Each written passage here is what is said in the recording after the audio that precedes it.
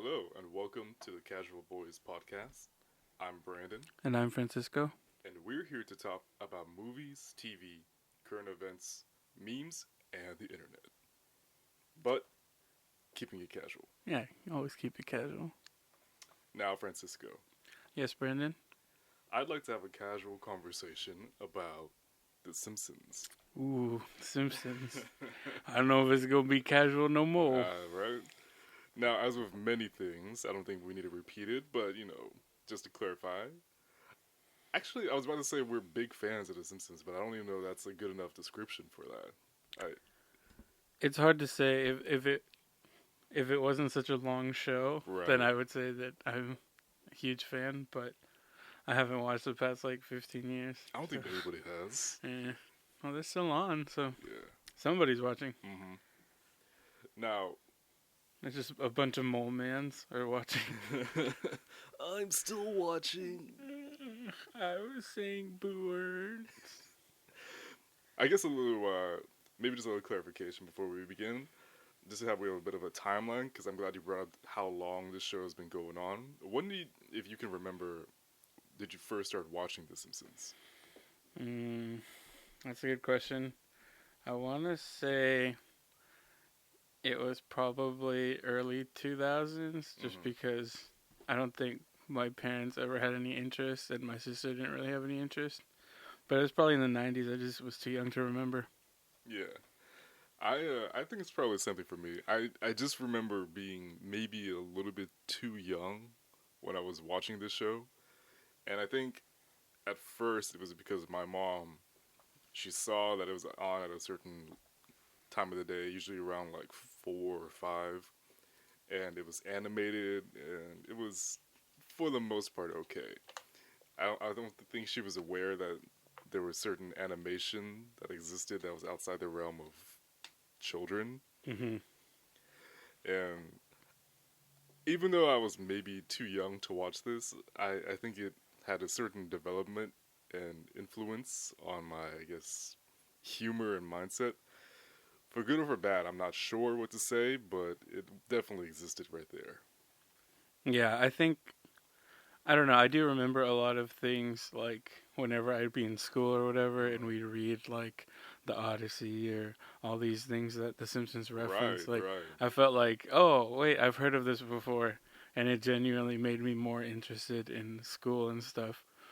But also it like that's when everything started making sense. Whenever I saw like the actual thing that was being referenced, I was like, oh okay, like that's how this works. Exactly. Yeah, you see how loaded The Simpsons is with its references, its parodies. Yeah, especially the one I can recall to the most is Hamlet, and the way they portray everything, and how in the end everybody dies. And I remember seeing that, I was like, oh, that's funny. And then I read actual Hamlet, and a lot of people die at the end of it. Yeah, I you're was like like, oh, oh. Yeah, I always liked Rosen Carl and Gildan Lenny. yeah. Because they just like high five and they die. Yeah, I Like, remember yeah, exactly.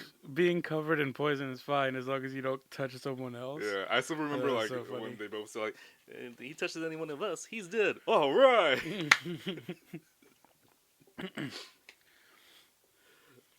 Given that it's going on for so long, are you in the mindset of it should have ended a couple of seasons ago, or is this going to be one of those things where it's just going to continue? I think, I don't know, I think it should be like, um, I think they should probably end it or reboot it at least. Because I think a way they could end it is kind of they could bring back a lot of the old writers just for one season, and then just end it. Cause I'm sure they have money. I'm sure the reason that this is still going is because of like Prince money. Mm-hmm. So I'm thinking bring back, um, bring back a lot of the old writers. Just write either make a movie to end it or write like a season or like a short season or something. Just to like give it like a proper send off because I think a lot of the so like we grew up with The Simpsons referencing a lot of stuff, right? But it was a good mix of like classical stuff like literature and all that, but then also stuff that was happening at that time. Hmm. I think right now it's just stuff that's happening at the time. Like it's not as much like kind of putting culture with it. So I think Right. that that's part of the disconnect that a lot of people see. So I think bringing back the old writers, making it more like the earlier writing, and just like finishing it out like that, I think that would be ideal. Mhm. What about you? Um, I actually don't know. I've struggled with this for a while, and maybe it's because I love The Simpsons so much. I definitely understand the criticism it's received over certain parts of it being maybe outliving itself or maybe just being not as funny as it used to. Yet at the same time, when I do see some of the more modern clips, even though I haven't seen the episodes, I have to admit I still laugh. Mm-hmm. And I don't know whether that's more because of the talent of the voice actors themselves delivering the lines so perfectly, or just the absurdity. But I'm still okay with The Simpsons going on, and if anything else, I need The Simpsons around to predict the future. Like that's what they've been doing for all this time. That's the meme of the day Yeah, nowadays. You know, if something happens, people will go into like see if The Simpsons predicted it. I think. So I was. I think I was watching a video. Gosh, There's this one channel that I watch. Um, I want to say they're called Entertain the Elk or something. Hmm. I think. Oh, gosh, I'm gonna feel really bad. Um, but they have a series called the day that certain show died, and I think they did one on The Simpsons. Okay. Uh, So is it like kind of a video essay kind of deal where they kind of go and explore about the history of whatnot and what yeah, happened? yeah. So I was right. So Entertain the Elk, the day The Simpsons died, and they have like kind of they had someone that talked about why it's so different now, Hmm. and a big reason is that writers' rooms, especially for cartoons, don't really exist anymore. Oh, okay. I Because didn't like know that. yeah, the way that cartoons work, um, like it takes like a year to animate one episode, so you have like separate teams working on like different episodes, Hmm. and then basically, I don't know specifically how The Simpsons work, but a lot of cartoons they that's why like they're so episodic and they're no longer like big story arcs is Mm. because it's like That's very true. people are just like sending basically freelancing. It's just like all a bunch of freelancers instead of Mm. like how they had before where there's like a dedicated team. And a lot of that comes from like you a lot of people want to be doing more than just being straddled to like one show or whatever. Right. Um but I think like something like The Simpsons. Like that's like a household name Mm. of how that's the show. That's the Yeah. cartoon. It's the longest running American sitcom and the longest running American scripted primetime television series. Yeah. And like how can you I don't know, how can you just like piecemeal the writing team like that? Mm. Assuming that's what they do. I think gosh, I might be misremembering. But I think that's how they did it. And I think that that's like you really need like Rick and Morty for example, like they do team stuff. Like, yeah, there'll be someone who's in charge of like specific episodes or whatever, but they definitely write as a team and probably like collaborate and stuff, and that Mm. like breeds creativity. But if you have just a bunch of freelancers who Which are I'm sure just accounts for his very long breaks in between. yeah, yeah, exactly, and I mean that might be part of it too, because a lot of people are mad at Rick and Morty now because they release half a season. And it's been like 5 months, Right, or not right. 5 months. It's been like 3 months since the last episode. And we were promised 100 years of Rick and Morty. Yeah, and in 100 years, Rick and Morty forever.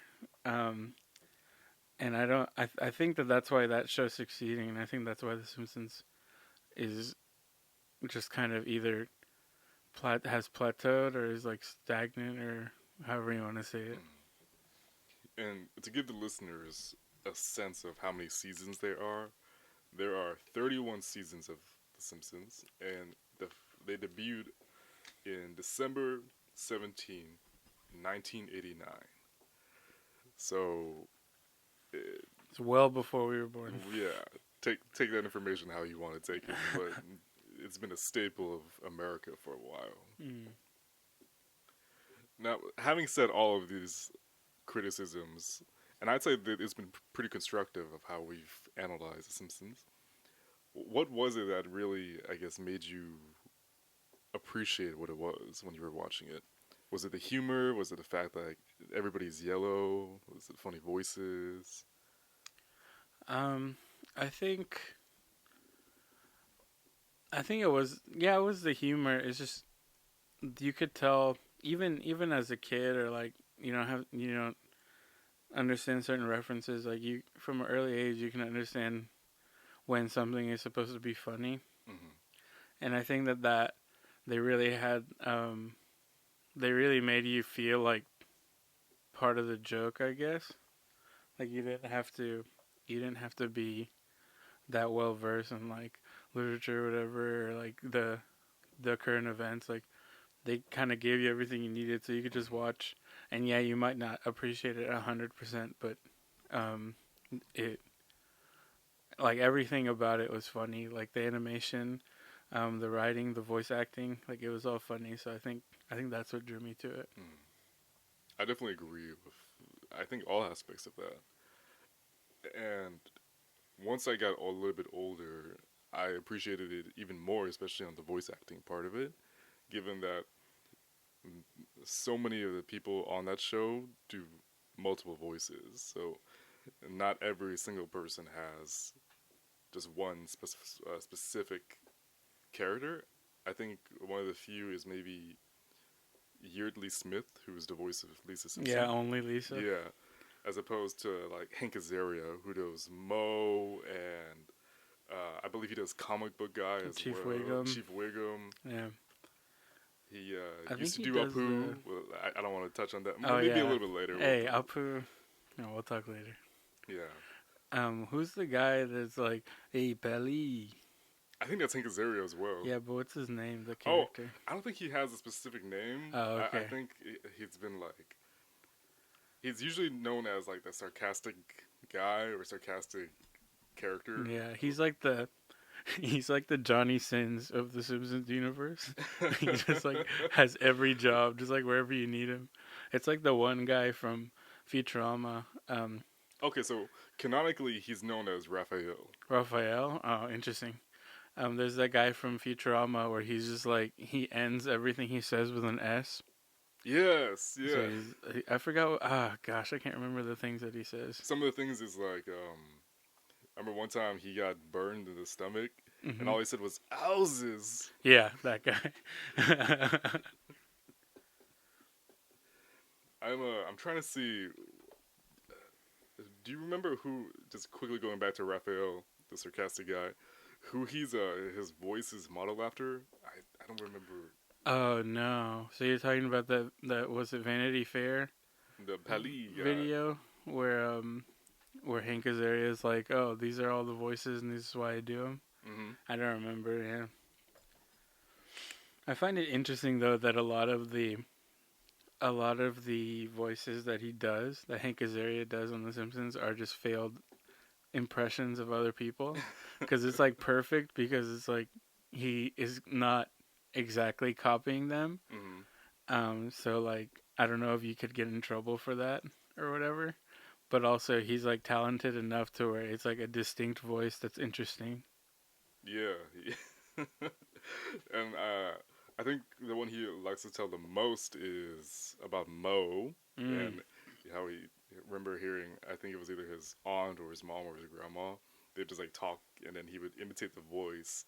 And when he was doing the voice, they said, "We like that, especially the accent. Can you do like maybe a little more gravelly?" And so Mm. that's why Mo sounded the way he did. And Yeah, then like more gravelly. he eventually he loses his accent kind of midway, but he still has a little bit of an accent. Yeah. Which I know you and I like to mention a lot. How he used to sound. What did you say he used to sound like? Like super Italian or super Jewish? Because he used to be like, "What's up, that a Homa?" Oh yeah, it was a lot more. It's hard to say. I think that's kind of the thing with Mo, is that he's definitely some kind of Eastern European descent. Yeah, It's just, oh, I guess if you count Italy as part of that, but it's a little difficult to pinpoint him, so he can kind of be Right, whatever right. kind of, I don't know, of like a New York accent or a Jersey Mm. accent or Because his last whatever. name's Sislak, like that could be like Yeah, definitely it implies Eastern European yeah. It's family. got those. It's got all those consonants in there. Yeah, and so I did a really quick fact check. So Hank Azaria modeled Raphael, the sarcastic guy, after Charles Bronson. Oh, that makes sense. Yeah, yeah, kind of like that. Hey, Yeah, kind of because thing. then I guess we can talk about favorite moments later. Hmm. But there is that when he goes to Bronson instead of they want to go to Branson, but they end up in Bronson. And then he's like, "No, this is Bronson." And then there's a little kid who's talking to his mom, and they both look like they both have the Charlie Bronson haircut. Hmm. And the kid's like, "What does he say?" Hey Hey, Ma, how about some cookies? yeah, she's like, "No dice." This ain't over. Yeah, Well, actually, this we can ain't transition into over. that. Like those specific key moments that make The Simpsons so, I guess, I don't want to say if memorable is the right word, but it's classic Simpsons. Yeah, and I think it's interesting because I think that is a newer episode. I don't remember the exact episode, but that's pretty. I think that's at least like in the late teens or early 20s of the seasons. Um, and that is really it is really that classic Simpsons where it's like the joke without like the slapstick of it. Which I don't want to do too much of a tangent, Hmm. but I was kind of thinking about like why I like The Simpsons so much Right. and why I'm not like the biggest fan of Family Guy. And Yeah, that's a good comparison there. I think it is that The Simpsons is a lot more like a sitcom that just happens to be animated. Well, it was before. I haven't really been watching lately, but it was like a sitcom that happens to be animated. While Family Guy really relies on animation, so it's like the animation. Like sometimes, like I know, like whenever they're like in a fight, it's like very like it just looks funny, like Hmm. the way it's animated because it's like not. It's not. I feel like The Simpsons animation is a lot more fluid, and there's a lot more like frames in there. But Family Guy is a lot more like like for slapstick. So it'd be like one frame is this, and then the next frame, Peter's like on the floor, like knocked out Hmm. or whatever. Right. And that's a lot of where it gets its humor. I think a lot of that quick slapstick type humor. Hmm. But The Simpsons really is like if you had no, this obviously wouldn't work, but a lot of the episodes would work with just humans. Like you don't need to be Right, cartoons. right. Unless we get into like the Treehouse of Horrors or some of the more Yeah. extreme ones, but definitely. To answer your question about the whole Bronson, Missouri bit, that episode actually came out in 2002. Yeah, so that was well after the golden the golden age of what was it, seasons 2 to 7 or I believe whatever. so, yeah. This one Yeah. was in season 13. Okay, yeah, But I definitely agree with the comparison with Family Guy. I will say that sometimes when I watch a certain episode of Family Guy, some of the more under the radar ones, sometimes they have more elements of The Simpsons like that. yeah. Mm. But it's definitely, I agree with your assessment of how The Simpsons kind of carry it. And it's actually kind of funny. This is like totally different thing, not in the same vein, but regular show. There's a Oh. lot of influences from The Simpsons in that, such as the way Mhm. characters act, sometimes the voices. Now, this is like a little bit of a contract to what you say. I mean, contrast, not contract. Mhm. Because, so many crazy things happen. They have so many fight scenes in that show. But a lot of sometimes the conversations or like the dialogue can be that you can kind of picture actual people on set saying that. Yeah. Yeah, I'd say regular shows a lot more like The Simpsons than it would be like a Family Guy or Mm-hmm. South Park. Especially in that, yeah, like the point. It's funny. The show itself is regular. It just happens that the characters are like all animals and machines and Yeah. stuff.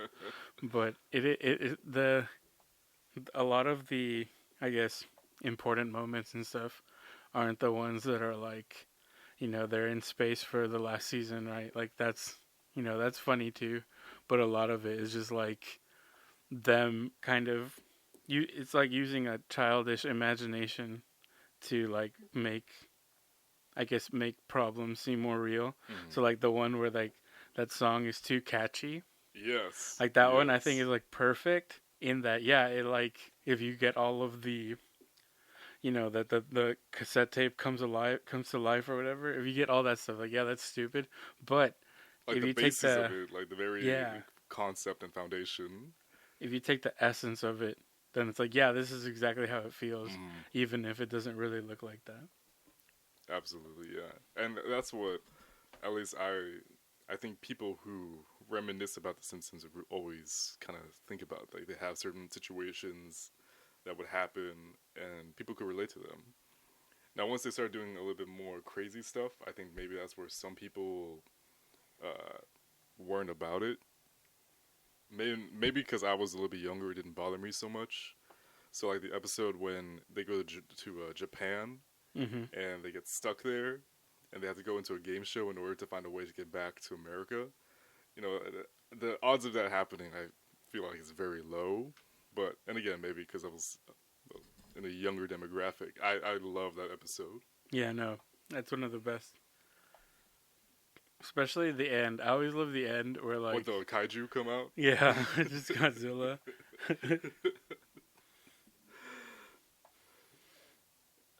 Also, how do you? This is a little bit just like you speculating. Think about how the actors for The Simpsons feel about being connected to the role for so long. um, Because they also have credits, and a lot of them actually did live action stuff too. yeah, I hate to just focus on Hank Azaria, but Hank no, Azaria, Hank Azaria is our favorite, so yeah, we do whatever we want. This is our mm, podcast. like that man, he had a lot of live action roles as well. Hmm. But I think most people would remember him most for doing The Simpsons, even though he has a very impressive repertoire. I wasn't expecting that. The first, the first Hank Azaria thing that I remember seeing is that Godzilla movie from like 1998 or whatever, and Yeah. he was in that, and he's like, so like he almost got stepped on. So it was like raining really hard Mm-hmm. like the whole time pretty much, and he almost got stepped on by Godzilla, and then Godzilla moved, and he was still there. Like he was like either right between the toes or like next to the foot or Yeah, whatever. exactly. But like I was a little kid, so in my mind I thought that Godzilla had peed on him. I don't know, but that because of that like mistake, a childish mistake, like I've always like liked seeing Hank Azaria and things. Mm-hmm. But I think my favorite role of his is from was it from Along Came Polly?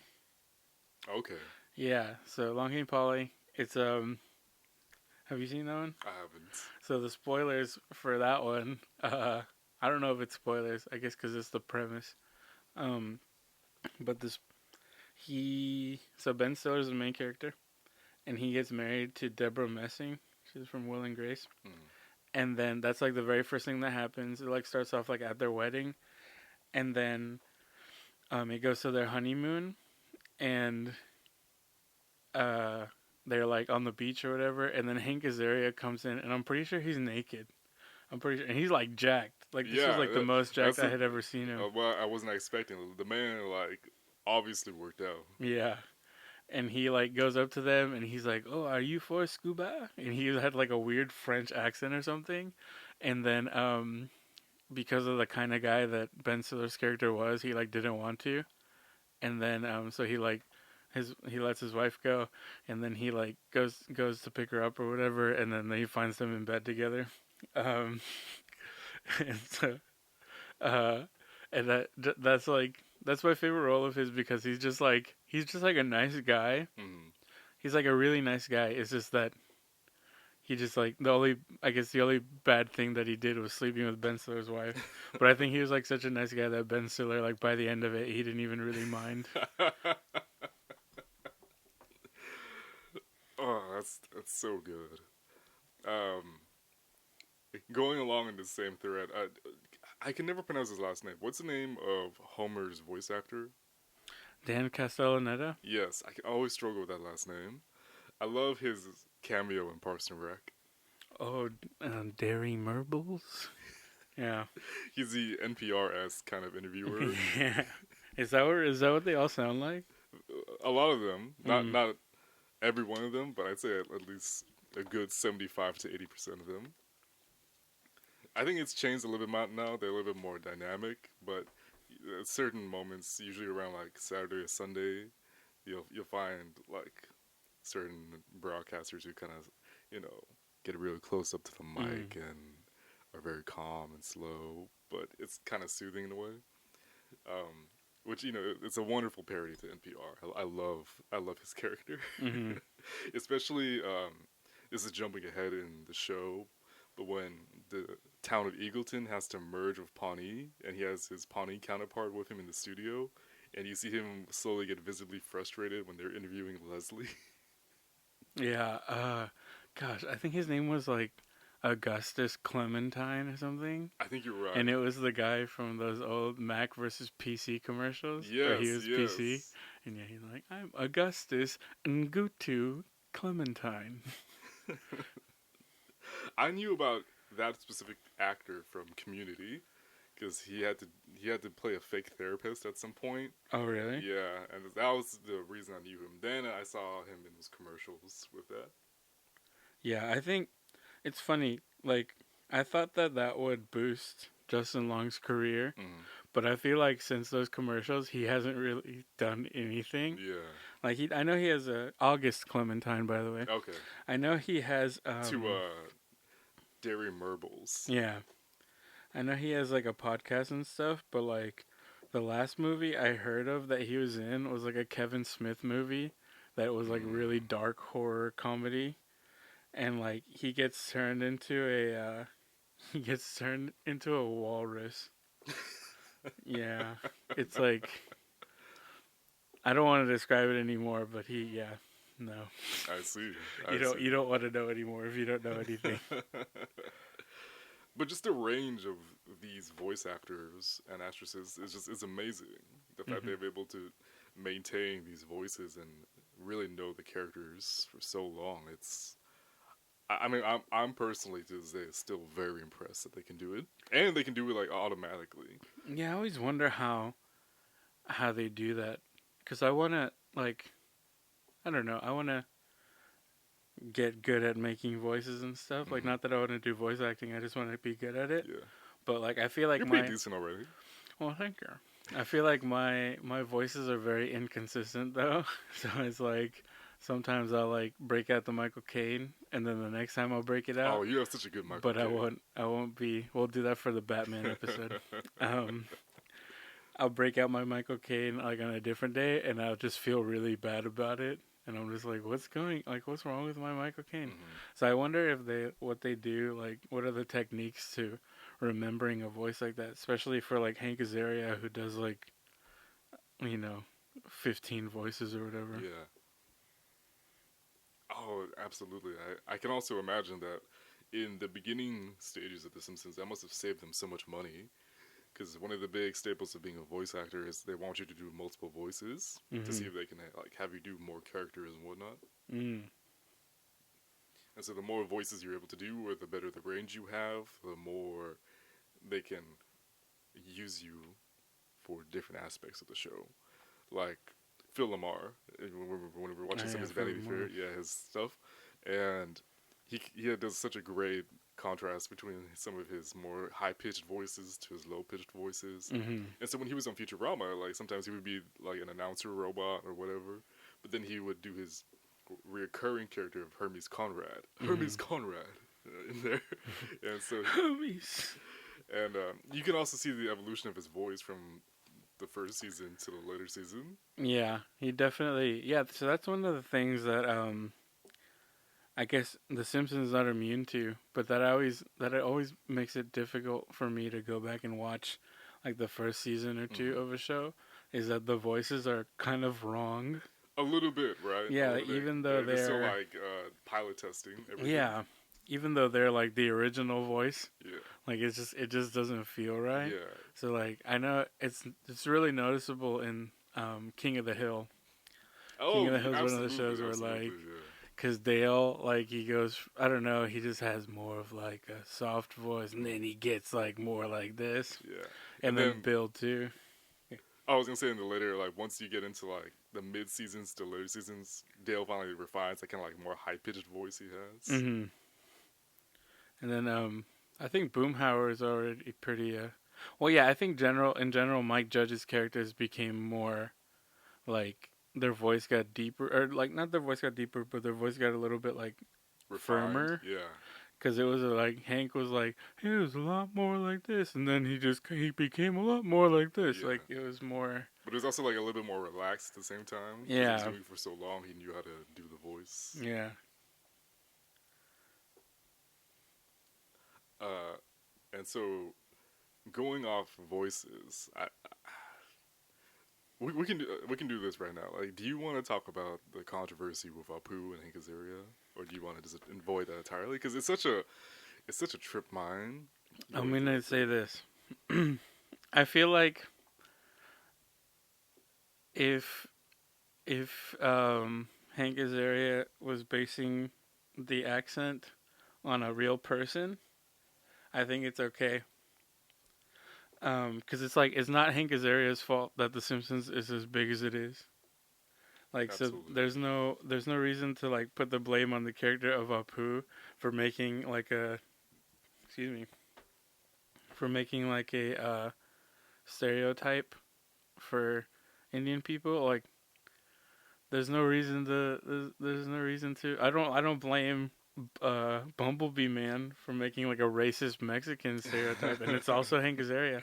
I think it's hilarious, and I think it's Yeah, super yeah, accurate. yeah. Like it's super accurate to not to Mexicans, but to like Mexican like Comedy, yeah like the kind of Mexican comedy and slapstick kind of stuff. style that they do. Yeah, so Yeah. like I mean. Apu might not be accurate to every single Indian, but Mm-hmm. like there are a lot of Indians that own convenience stores, Mm-hmm. and I mean Yeah. that's all I have to say. And that's something that I've always, I guess, struggled with when I first heard about that film that Hari Kondabolu, the comedian, made about the problem with Apu. When I first heard the premise, I thought, okay, that was interesting. He might have a point. Have you ever seen it? No, I haven't. I refuse to watch it. It's it's a lot more flawed than I was expecting. Mm. He brings up some good points, but he's also very biased in it. And it's basically kind of his quest to hunt down Hank Azaria and interview him and say, why you do this? Why did you do that? And to be fair to Hank Azaria, he does email him back a couple of times saying, like, I think this is a very interesting project you're doing. I'm supportive of it, but I don't want to be interviewed because I'll be at the mercy of your editing, which is Mm. completely fair. And Yeah, definitely. you see certain things that Hari Kondabolu does in the film, and he makes certain points, but he doesn't kind of evolve from that as well. And so a lot of people he interviews as well is most a good chunk of them are celebrities, and so they Hmm. all have like that foothold in the industry. And he does interview some also Indian actors and actresses as well to kind of get their inside of things. But there's a segment where he goes, I forget where in New York, but he goes to a specific Indian district and he talks about this is what life is like here and whatnot, blah blah blah. And he makes a very specific point to point out that this is nothing like you would expect, Mm. even though a lot of them have their own businesses and run their own shops. And the thing I guess that's what kind of like made me find the final straw on that is because even though The Simpsons is very reliant on stereotypes, I feel like they do it in a fair enough and funny enough way to kind of focus on that. Because Apu, he's not an idiot by any means. He's one of the smarter characters on the Hmm. show. He has his own business. Doesn't he have like a like degree in computer He science or actually, yeah, something? yeah. Yeah. He didn't apply in the states, but From Springfield Heights yeah, yeah. He's actually Institute very of Technology. yeah. Yeah, I think it's just. I mean, Like just the stereotype that I love the most about when they do Indian is like when Homer has to do a job in India for the hmm power plant, and Apu says to look for his cousin. He's medium height, brown skin, black hair, and after Homer looks up from the description, it's like all of India. yeah. I think that's definitely comedy is built on stereotypes. Like Hmm. that's kind of the point. The point is that it's funny because people do it, right? And Right. it's funny. It wouldn't be funny if no one if it wasn't like something that applied to a lot of people or something that people could relate to. So I don't think that I think um the big issue is that is just like the race thing is like Hank Azaria's race and Matt Groening's race. It has nothing to do with Them the like portrayal of an Indian right, they character. weren't trying to be mean or focus just simply on that. Well, no, not even that. I just mean from the guy who whatever comedian his I'm not gonna say his name because I don't agree with what he's doing to my man Apu. Yeah, yeah, Um, but whatever he was doing with that, he was really I think he was really just kind of reacting to that because if you reacting to now this is me, I'm Mexican talking about an Indian and white people, but I think that he was just reacting to the fact that Hank Azaria and Matt Groening were the ones that created the character, and the character took off, and the character became associated with Indians in general. But if this was an Indian product, hmm like if Matt Groening was Indian, if Hank Azaria was Indian, if it was like a show based in India, like would be reacting like this? Like, I don't think so. Cause right, like right. Homer Simpson's like a fat lazy American guy. hmm Like, sure like he like he has his redeeming moments and stuff, but he definitely is Flawed a individual. yeah a stereotypical like especially earlier comedies with like the the wife that was way too good looking for the main character, but the Yeah. main character was like a chubby comedian guy. Like, that's a stereotype, and that's like that's what the show's kind of it's it's um it's riffing off of that. It's making light of that. It's making hmm like it's continuing that joke, and I think that it is a. I'm not saying that it's like a joke that there's so many Indian people that own gasoline stations, but it is something like it is like an observational comedy type thing that Right, yeah, right. this is a common use case. Exactly, exactly. Yeah, absolutely. I guess the last thing I want to ask is that going off on this last topic, and this is something I've heard from certain proponents of voice acting, is that do you think race should matter to the voice acting? I think hmm, I think race shouldn't matter um if it's hmm, I guess it's a caricature anyways. Right. So I don't think race should really matter if you're looking for a specific thing. So hmm, I can't really think of any other than Hank Azaria doing the Bumblebee Man of any like Hispanic ones, but there is the example I always go to is from King of the Hill is Khan Oh Subanis and yes, Pan yes. because so Khan is the only one who is of his family who's not voiced by an Asian person. Okay, that I didn't know. I didn't Yeah, know his wife and his daughter were yeah. voiced So by. I think they might be voiced by the same person, the wife and the daughter. By gosh, I don't. But she's the same voice actress from Futurama, who is oh gosh, I can't remember her name. Do you remember her name from Futurama? Is it Lauren Tom? Yeah, Lauren Tom. She's a voice actress for I can't remember the character's name. Futurama, Asian girl, Futurama. Wong, Amy Wong. There you go. hmm Sorry, Amy Wong from Futurama. And obviously the voice actor for Khan is white. No, I can't remember his name, but he's the same voice actor that does like, that does Thatherton and a bunch of other characters in the show. And he's like a guy who just Toby because Huss. Toby Huss, yeah, just because he's not. I don't think his accent is offensive at all. I think it's more so like the timbre of his voice is just very much what whoever it was, Mike Judge or whoever wanted, because he does have like that timbre of like uh like kind of like Yeah.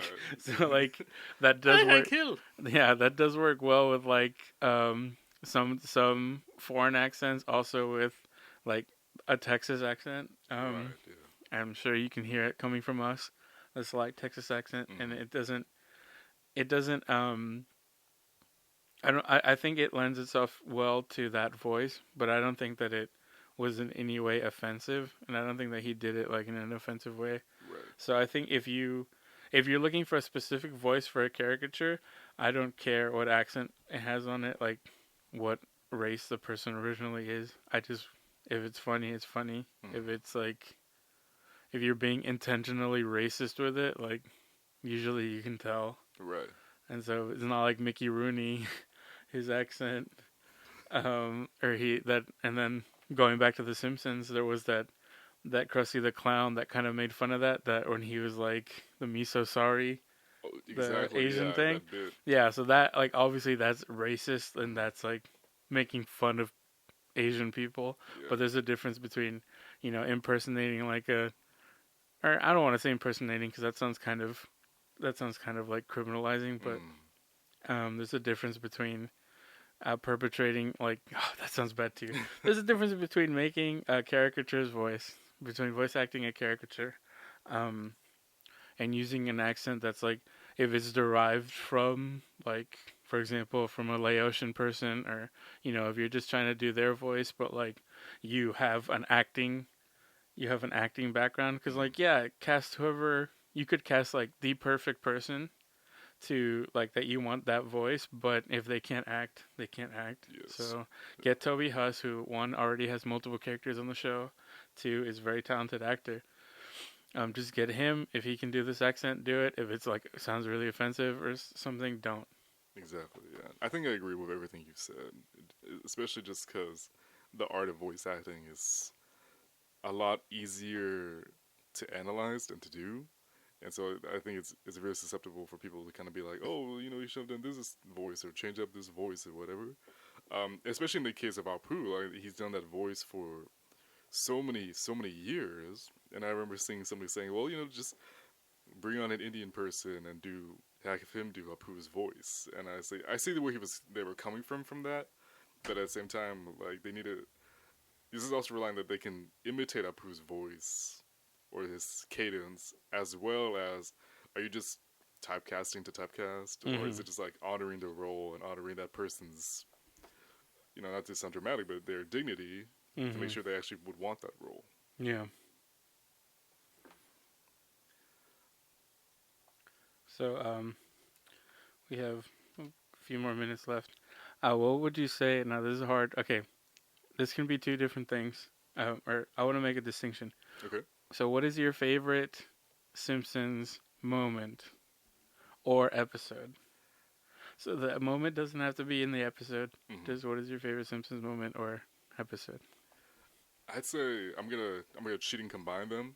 Okay. I have so many of them, but the one that's sticking to me right now, and as we've been talking this whole time, is the one when they go to Africa. When Homer, Okay. when Yeah. Homer wins that super old prize. Yeah. I won't go through the whole episode, but basically, the grocery store go on strike. They have no food in the house. Homer goes up to the attic, finds a really old box of animal crackers. He's chewing on them, and he finds a golden giraffe. And if you find a golden giraffe, you win a safari trip to Africa. But the problem was, it was so long ago, the trip expired, Yeah. and Homer went to the company to, voice his grievances, and they were talking to him, and they're just like saying like, you can't do this, we don't honor this, but they accidentally poke his eye with the box, and they're like, oh god, he's gonna sue us. Okay, we're gonna give you the trip. Mhm. So they go take the trip. They go on all these little visitations, and then they somehow end up in a river, and they have to go down, and they go to a chimpanzee reserve, and from there it just goes into this whole weird. You weren't expecting certain twists in this story. It I was just the love it. Jane Goodall thing, Mm-hmm. right? Mm-hmm. Yeah. No, yeah, when all the monkeys come out with the Yeah, diamonds, and it turns like, out she's been using them as labor, and yeah, then those poachers were actually like conservationists coming to save the yeah. chips. Oh, such a good episode. Yeah, Exactly. man. There's so That's a many really good choice. nuances, and then like you see like the way they perform everything is just everything was on point. It hits the beats when it hits the beats, Hmm. and man, I just love that episode to this day still. I've been thinking. I don't know. It's really hard to choose, I guess. But one of, if not my favorites, one of my definitely top 10. I'm gonna say that top Mm. 10 is the episode of the B Sharps. Yes. So I love that. I don't know if it's because like Like I have like a singing background or whatever, but like something about that episode where it's like one, it's a flashback, and like I love flashback stuff. Like flashbacks are one of my favorite things, Oh, I one of didn't my know favorite that. tropes. Okay. Yeah.